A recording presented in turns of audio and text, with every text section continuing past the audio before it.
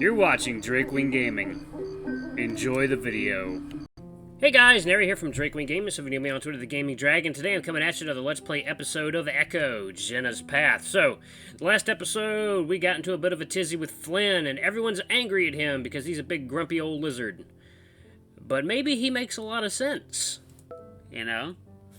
Maybe Flynn is actually the most realistic, level-headed, well, I won't say level-headed, he kind of flies off into a rage every moment, every chance he gets. But anyway, guys, I think today is going to be the important episode where we branch off and follow Jenna. I know some of you want me to go with Carl and such, but look, I've got someone very special in my life who wants to see this this Jenna playthrough first, and you know, my hands are tied, guys. I gotta impress this this person. So, let's get right into it, shall we? And if it's any consolation, I'll be doing Carl next. I mean, I'm sorry. I really want to do Jenna's Path.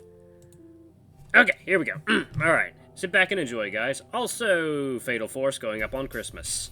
I'm going to be taking Sunday off, so no video on Sunday. I just got my third booster shot, and I am really sore. So, yeah, take a little time for myself. Anyway.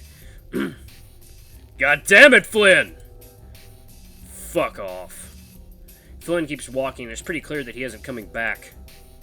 I raise a paw and rub it over my eyes. What was he doing? He's a passionate guy that will sometimes just explode with all his insecurities before running away and hiding for a few days. He skewered us all like that before, but that was classic Flynn. But he was especially mean. Dark. And the part with TJ? I vaguely remember Flynn having some sort of suspicion, but that had been a long time ago. Had he been sitting on that this whole time? I look to the left and see that TJ's gone. Carl's still sitting down, but now it looks like he's pulling out a joint. Leo is walking off down another trail, cursing while Jenna follows him. I stand there, next to my chair, undecided. We're going... okay, well... We're gonna just, okay. Follow Jenna and Leo. I watched Jenna's tail disappear through the sagebrush. They're headed down the same trail that I had used to get to Lake Emma. TJ! TJ did seem to head off in that direction while we were fighting, though I can't imagine he'd go to the lake. I should go with them to help to find the links. I'm also a little worried about Leo. It's been a long time since I've seen him that pissed. When I get there, I find Leo leaning back with his rear up against a big boulder on the shore. Bittersweet memories flood in. That rock is almost as much a staple of my childhood as the actual lake is. It's weird like that. Every memory I have of this place is dreamy and gold-tinged, but always has a hint of sadness about it, no matter what the situation was. Jenna's standing in front of Leo, her arms folded as she talks to him. I can't see his face, but his posture is sagging, and his ears are down, looking way older than he actually is. I stand back for a while, feeling awkward about intervening at this point. Leo occasionally shakes his head, then takes out his phone to look at it. I can see Jenna's getting annoyed, but then she says something and Leo turns his head to look back at me. I seize up for a second, but Jenna is beckoning me with her paw while Leo isn't looking. I start stumbling over the rocks towards him as Leo looks back down at his phone and Jenna starts walking towards me. Just talk to him. He'll listen to you. I'm gonna stay with Jenna. Sorry, Leo. You did some bad things in the bad ending. But you're still a good boy, you know. Just don't kill me, or anyone for that matter. I look towards Leo, hunched forward, ears down, looking like an angry gargoyle perched on the ledge of a church. Hold on, Jenna. I turn back around to face her. I look back over my shoulder at Leo, watching his ears flick towards us. I think Leo wants to be left alone. Jenna folds her arms and looks past me. You sure? I thought you could get him to calm down. I look at Jenna for a while, realizing that I'd just rather talk to someone more collected, rather than a big angry wolf. Yeah, I'm sure. Well, alright, we should head back then. Okay. As we start disappearing into the sagebrush, I look back in time to catch a glimpse of Leo looking over his shoulder. I look back down at the ground, wondering if it would have been a good idea to at least tell him that I felt like he needed time alone. I noticed Jenna looking around, her huge ears perked up wide like sails. What are you looking for? TJ. If it was up to me, I'd be leaving TJ alone as well, but Jenna's always worried about him. I follow her through the brush in silence, unsure of what to say. So, why didn't you head back with Leo? Because I like you, girl. I move along with her for a while, thinking it over.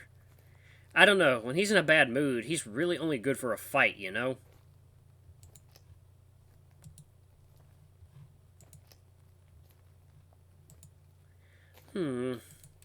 I catch up and start walking alongside her, since I was starting to taste the dirt being kicked up by her feet.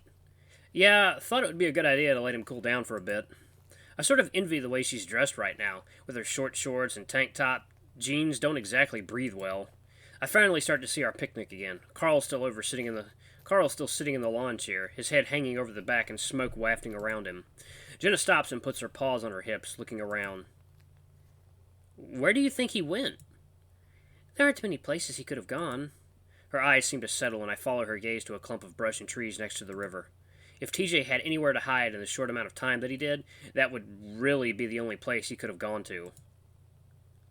Without a word, Jenna starts in that direction. I tag along awkwardly, kind of feeling like I'm invisible to her right now. As soon as we break through the brush, we spot TJ. I watch as Jenna immediately goes to his side and sits down. Jenna's ears perk, but otherwise he doesn't look up. After a while, Jenna wraps an arm around TJ's shoulders. I see him bristle for a second, and Jenna says something to him that I don't quite catch. Finally, he leans in and hugs her, and I can hear him sniffling.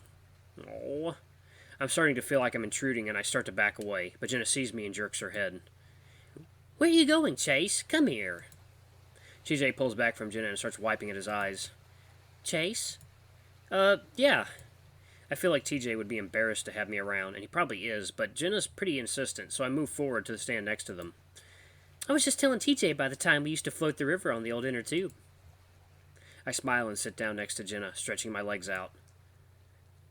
Do you remember that, Chase? His voice is strained and a little crackly, but he seems to have things under control now. Do I? I always thought it was ridiculous to use one of those things when you could just float on your back. Sorry, we're all not living floaties, Chase. We sit there for a while, and now it isn't as awkward. I feel like if it were just me and TJ, things would be a lot more tense. Jenna has a way of making things feel natural and easy. It's like her confidence is a shield to all my weird, awkward stupidity. I hear TJ shift and sniffle as he wipes his face again. I'm sorry, guys. I didn't mean... Nope, you stop right there, TJ. He does stop. It's hard not to when she has a tone like that. Flynn is an absolute dick. Never let him affect how you feel about things. He only thinks about himself and how he feels. Right, Chase? I feel like this is just a little bit unfair to Flynn. Yeah, he was pretty selfish, but he did care about other people. At least, I think he does, even though he hardly ever admits to it. Probably best to agree with Jenna right now, though. Yeah, he's just not thinking straight right now. I think coming here might have been a bad idea. That really shouldn't matter. In fact, we probably should have gone to the lake. What happened happened, there's not much we can do about it. Letting it absolutely ruin our lives like this, to the point of preventing us from going where we want to go, that's pretty messed up. We all went through it, and it was awful, but we stayed friends, and here we are. Maybe we should celebrate that instead of accusing each other of bullshit? Yeah. Of course, what Flynn had been saying wasn't complete bullshit. None of us really know exactly what happened, except TJ. I didn't have any reason to come here, and if I had the same mindset as Flynn, I never would have. TJ glances over at Jenna. How are things with you and my family? Same as it's been for the past 5 years. I don't know. Maybe you could try? Jenna sighs deeply. Sorry, I didn't mean... No, TJ, it's fine. It's just... She seems to be thinking hard about what she's going to say. I hope we get to meet her family. I'm interested to see why she doesn't like them. Man, the things that Jenna could say about her... Oh, God. Could say about her family. I have too many bad memories about that. Okay, maybe I don't want to meet them.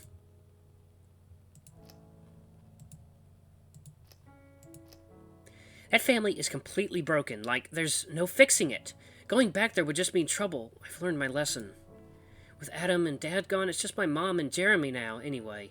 Not much of a family to go back to. Has anyone seen him since? As far as I know, no.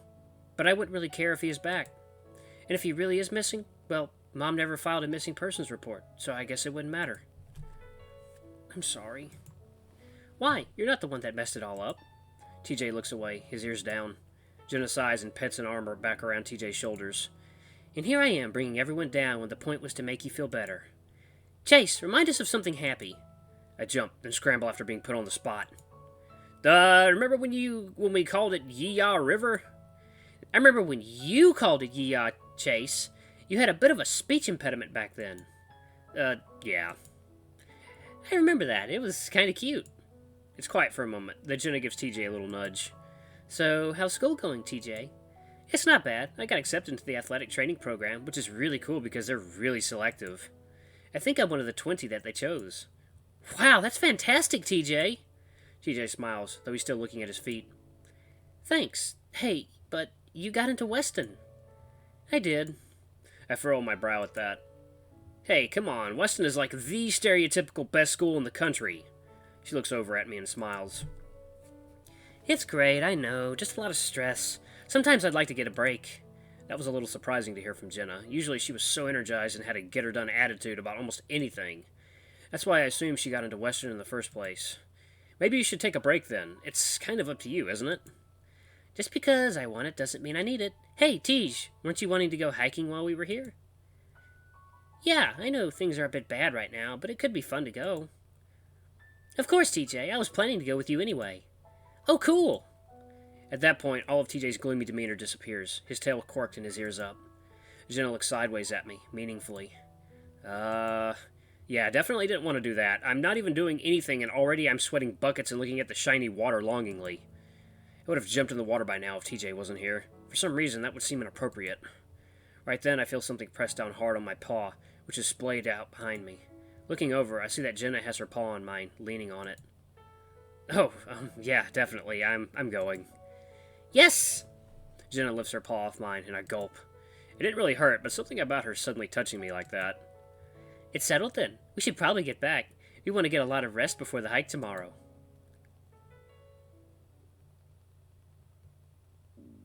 Tuesday.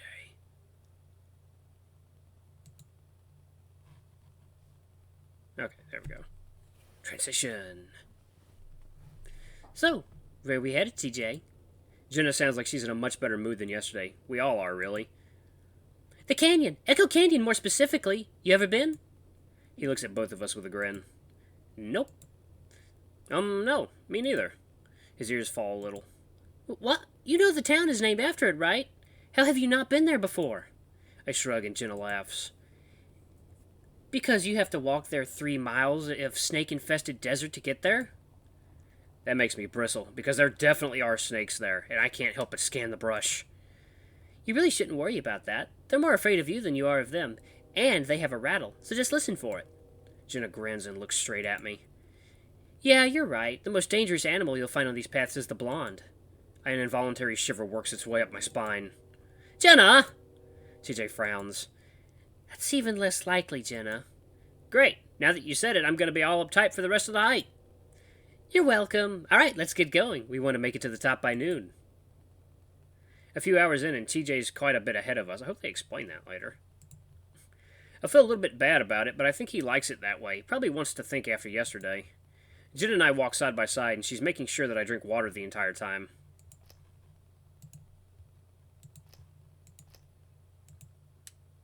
You should be done with that by now. She gestures at my water bottle, which is still half full. Ugh, come on, I've had like 3 already. I take a sip, then almost snort water as Jenna tips up the bottom of the bottle. Hey, I made TJ a promise here. You're an otter. You need it. Blah, stop! I cough a few times, water running down my chin and chest. Even though it feels good, I wipe it away with a forearm. Jenna chuckles before we start walking again. Oh, you little... You sly girl. Actually, you don't really need more water than me or TJ, as he could tell you. The water thing is actually more of a psychological need as opposed to a physical one. Oh yeah? I look over my wet camera bag, which definitely didn't need water. Yeah, you know, back when there weren't really any ethics in research, they separated an otter pup from water, never allowed to swim. That makes me pause. Technically, in this day and age, otters don't really need to swim. A trip to the supermarket gets all that done. But something about not being allowed to be in the water, to feel the cool, isolated space that I so long to be in? What happened? Depressed, disengaged, neurotic in general. Then, when they were done, they just set him loose into the world. He killed himself a few years later. Wow.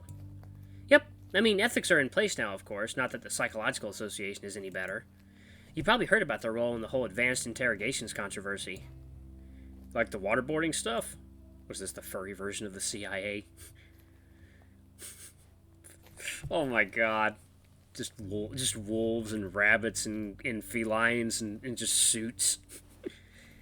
Yeah, but it really makes you realize how powerful the brain is. It's not all physical necessities.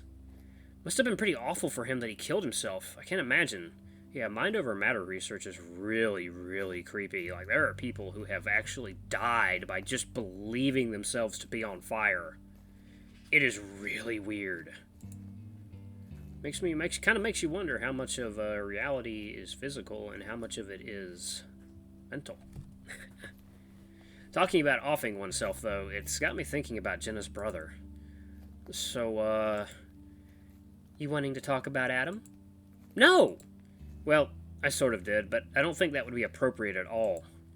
I was just wondering, are you going to go see your family sometime during the trip? We talked about it earlier, but I guess you didn't really give an answer. Jenna snorts loudly, tossing her head back. You're kidding, right? I feel my cheeks flush, knowing that I might have said something really offensive. I'm not really in tune with how things are with Jenna's family.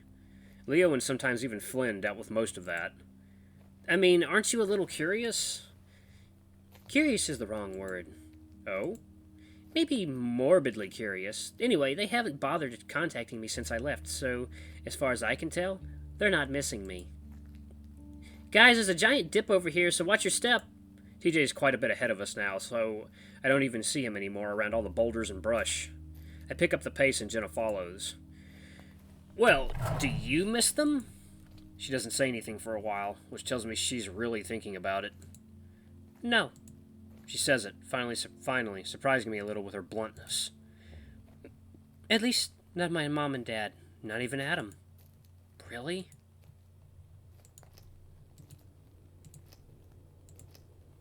Jenna shifts around as she grabs another water bottle out of the backpack and hands it to me. Adam, he had problems. Mom and Dad fucked him up, of course, but he took it out on me. He did some messed up stuff. I debate whether or not I should ask what exactly that messed up stuff was, but I'm way too scared of what it might be. Jeremy, though? I guess I wouldn't mind seeing him again. I give her an incredulous look. See, Jeremy's the one I would have thought you wouldn't have wanted to talk to. Yeah. Now Clint is the one that fucked up Jeremy, but he really was a good person before then. Jeremy was, for as long as I can remember, a royal dick. A bully to me, TJ, and Carl. Along with Clint, he terrorized our childhood. That is, until Leo showed up. I'll never forget the day Leo rammed Jeremy's head into a tree and punched Clint so many times in the face his eyes almost swelled shut. Of course, Leo never got in trouble because neither of their parents gave a shit. Environment is really important to how you develop as a person. I think for a second. Well, you turned out all right. Environment and temperament make us who we are. Some people can just take more. It's clear that her temperament was a lot stronger than mine, whatever that was. If I had parents like that, I don't know how I would have survived.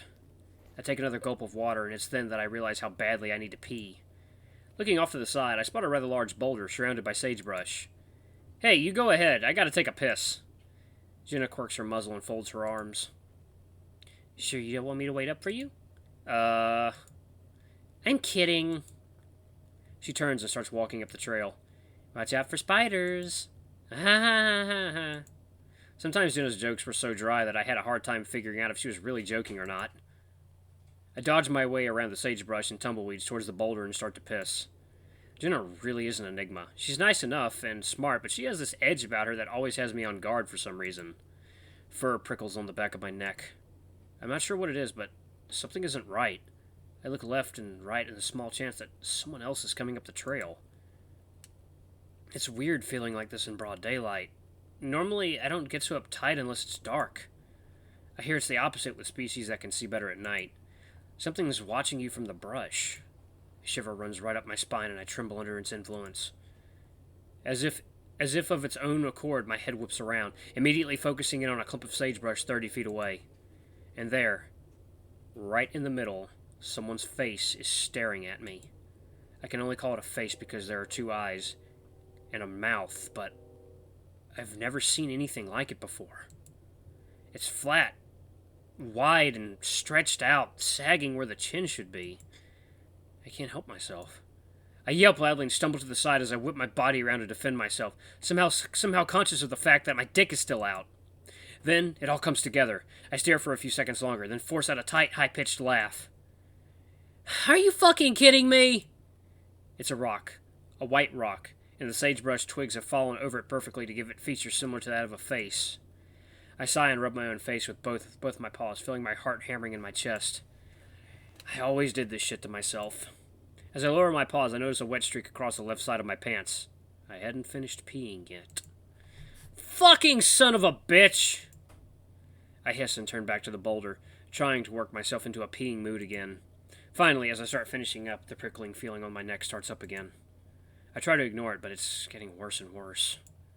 I shake my hips around a few times, then zip up and start back around the boulder. It's at that point that I give a quick glance at the back at the brush. The rock isn't there anymore. Oh, God, that is a great place to stop it. Holy hell, Alarm Jan. You got that timing, girl? Alright, guys, thank you so much for watching. This has been the true start of Jenna's Path. I can't wait to see what's in store for us, what new people we're going to meet. But anyway, guys, thank you so much for watching. Don't forget to like, comment, subscribe, and ring that notification bell to the next video. I love you all. I'll see you next time. Bye-bye!